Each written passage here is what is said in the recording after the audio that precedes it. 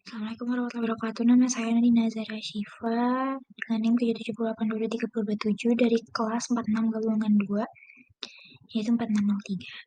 Kali ini saya akan mempresentasikan materi sumber-sumber hukum Islam dari mata kuliah agama Islam. Latar belakang materi ini tuh sumber hukum dan nilai Islam ada 3, yaitu Al-Quran, As-Sunnah, Ijtihad. Al-Quran bersifat global sehingga memerlukan penjelasan, maka hadis Rasul memberikan penjelasan yang diperlukan dalam mengamalkan Al-Quran. Akan tetapi setelah Nabi wafat masih banyak persoalan agama muncul. Oleh karena itu diperlukan ijtihad para ulama.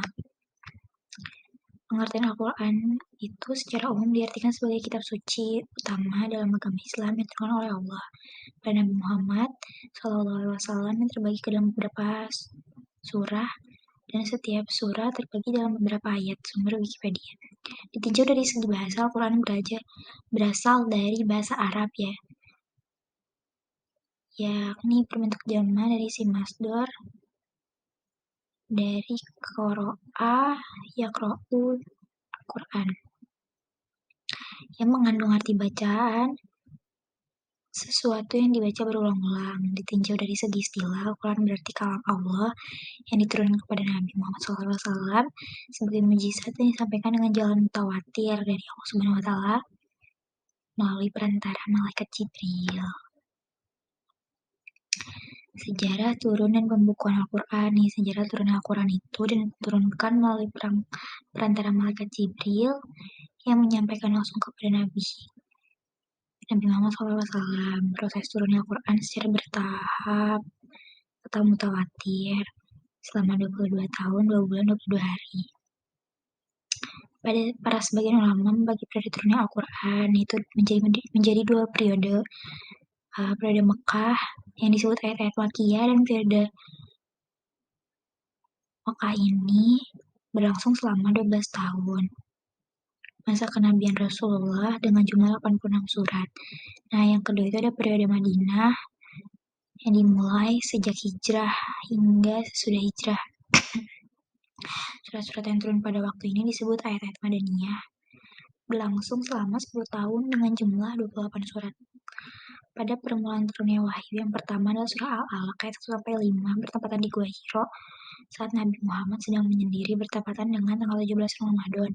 Dan sebelum Nabi hijrah sekitar tahun 610 Masehi tanggal 6 Agustus.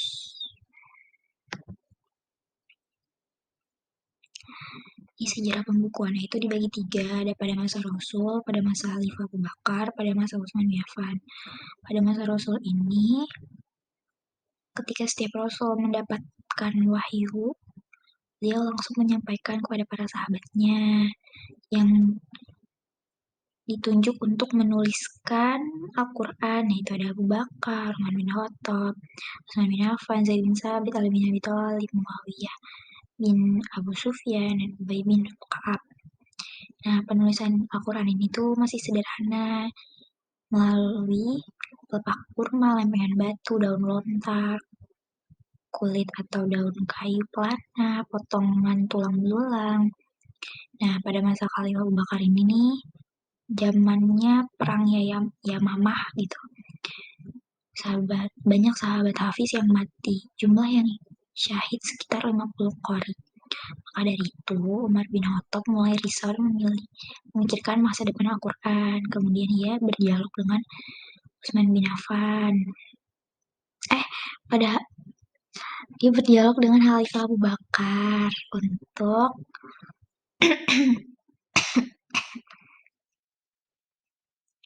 pengumpulan kembali Al-Quran. Karena kekhawatiran itu, Abu Bakar dan Umar bin Khattab mulai mengumpulkan lembaran ayat Al-Quran.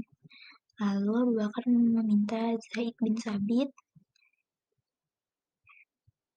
itu salah satu mantan juru tulis Nabi Muhammad, untuk menuliskan Al-Quran agar menjadi lembaran yang dapat disatukan. Setelah Al-Quran sudah menjadi satu mushaf yang tersusun secara rapi, mushaf tersebut diserahkan dan disimpan oleh Abu Bakar hingga beliau wafat.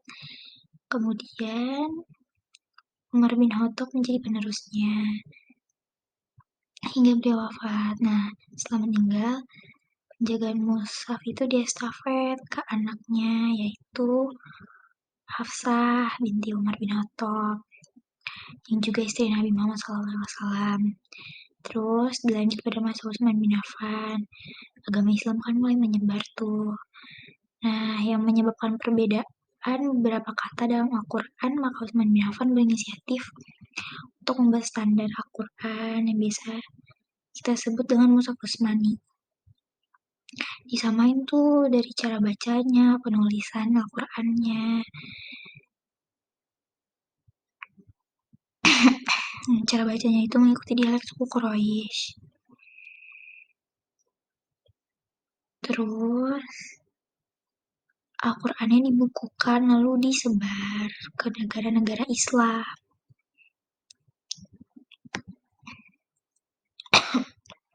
Nah, ini nama-nama Al-Quran. Ada Alkitab, Al-Bayan, An-Nur, Al-Kalam, Al-Mau'idah, Al-Hukum, Al-Balaq, Al-Busyra, Al-Hikmah, Al-Furqan, Ar-Rahman, Ar-Ruh, Al-Basair.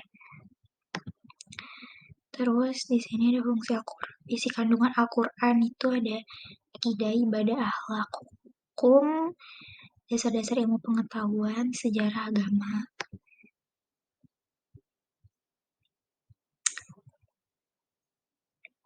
Nggak sejarah agama doang sih, tadi itu ada sejarah perang gitu-gitu juga. Nah, terus di sini tuh fungsi Al-Quran, yaitu bukti kebenaran Nabi Muhammad, petunjuk bagi manusia, sumber pokok ajaran Islam, peringatan dan pelajaran bagi manusia. Terus pengertian hadis itu sesuatu yang baru, menunjukkan sesuatu yang dekat atau waktu yang singkat. Nah, hadis juga bisa berarti berita, yaitu sesuatu yang diberitakan, diperbincangkan, dipindahkan di seorang kepada orang lain. Hadis menurut istilah syarah ialah hal-hal yang datang dari Rasul, baik itu ucapan, perbuatan, dan pengakuan. Fungsi hadis itu menguatkan dan menegaskan hukum-hukum yang tersebut dalam Al-Quran atau disebut fungsi takkid dan takrir. Dalam bentuk ini, hadis hanya seperti mengulangi apa-apa yang tersebut dalam Al-Quran. Terus yang kedua itu memberikan penjelasan terhadap apa yang dimaksud dalam Al-Quran, seperti menjelaskan arti yang masih samar dalam Al-Quran, rinci apa yang dalam Al-Quran disebutkan secara garis besar, memperluas maksud dari sesuatu yang tersebut dalam Al-Quran. Nah, yang ketiga itu menetapkan suatu hukum dalam hadis yang secara jelas tidak dapat dalam Al-Quran. Dengan demikian kelihatan bahwa hadis menetapkan sendiri hukum yang tidak ditetapkan dalam Al-Quran. Fungsi hadis dalam bentuk ini disebut isbat. Ini pembagian klasifikasi hadis, itu ada sanad, matan, rawi. Sanad itu sekelompok orang atau seseorang yang menyampaikan hadis dari Rasul sampai kepada kita sekarang. Kalau matan itu isi atau materi hadis yang disampaikan Rasul. Kalau rawi itu adalah orang yang meriwayatkan hadis. Nah, ini klasifikasi hadis berdasarkan jumlah perawinya itu ada hadis mutawatir, hadis masyhur, ada hadis ahad. Berdasarkan kualitas perawinya itu ada hadis sahih, hadis hasan, hadis doif, hadis maqdu.